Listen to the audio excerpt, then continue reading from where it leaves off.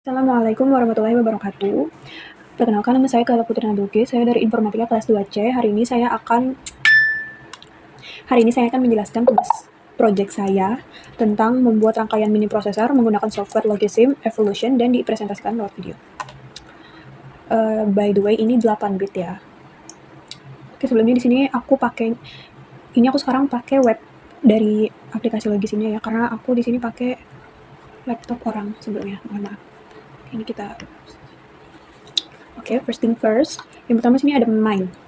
Main itu rangkaian utama. Jadi ini adalah rangkaian utama yang menghubungkan seluruh komponen CPU sederhana. Terdapat register A, register B sebagai tempat penyimpanan data sementara, dan juga terdapat ALU yang berfungsi mengolah data. Terdapat juga decoder yang memilih jalur data. Semua komponen dihubungkan menggunakan bus data 8 bit. Ya. Data mengalir dari register ke ALU, kemudian hasilnya dapat disimpan kembali atau dikirim ke output. Fungsinya mengatur kerja seluruh sistem sehingga data dapat disimpan, diproses, dan dikeluarkan. Dan next, yang kedua di sini ada memory cell. Nah, jadi memory cell ini sebelumnya ini adalah unit penyimpanan data yang paling kecil. Di sini ada input. Di sini inputnya kita ada DIN, data masuk, lalu WE, write enable yang mengizinkan penulisan data, lalu ada OE juga di sini.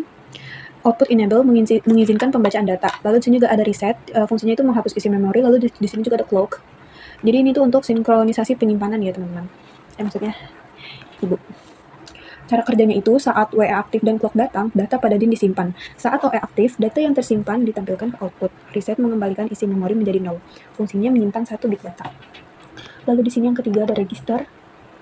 Nah, jadi register ini juga merupakan kumpulan beberapa memory cell. Di sini ada input DIN 8 bit. Lalu ada WE, OE, clock. Nah, cara kerjanya itu data 8 bit masuk melalui DIN. Ketika WE aktif dan clock diberikan data disimpan. Maksudnya ketika WE aktif dan clock diberikan data disimpan. Ketika OE aktif, data ditampilkan ke dot dan fungsinya itu menyimpan data sementara yang sedang diproses CPU. Lalu di sini yang keempat ada MAR atau MAR atau Memory Address Register.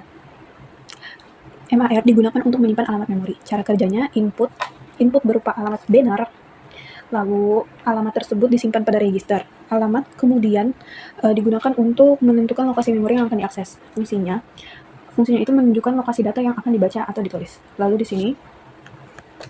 sini yang kelima ada ALU result.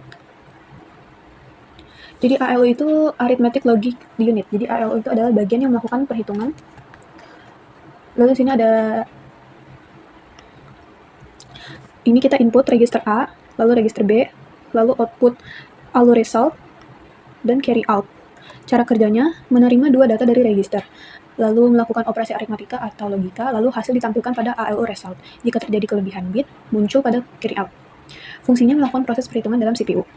Lalu yang keenam di sini ada decimal recorder. Jadi sebelumnya decoder ini mengubah kode biner menjadi keluaran tertentu. Cara kerjanya input berupa bilangan biner. Decoder menerjemahkan input tersebut menjadi satu jalur output yang aktif, digunakan untuk memilih register atau jalur data tertentu. Fungsinya mengubah kode biner menjadi sinyal pemilih. Di sini saya cuma sampai decimal decoder ya sebelumnya. Jadi pada proyek Logisim ini saya membuat beberapa komponen penyusun CPU sederhana, yaitu memory cell, register, MAR, ALU, dan decimal decoder. Memory cell digunakan untuk menyimpan 1 bit data.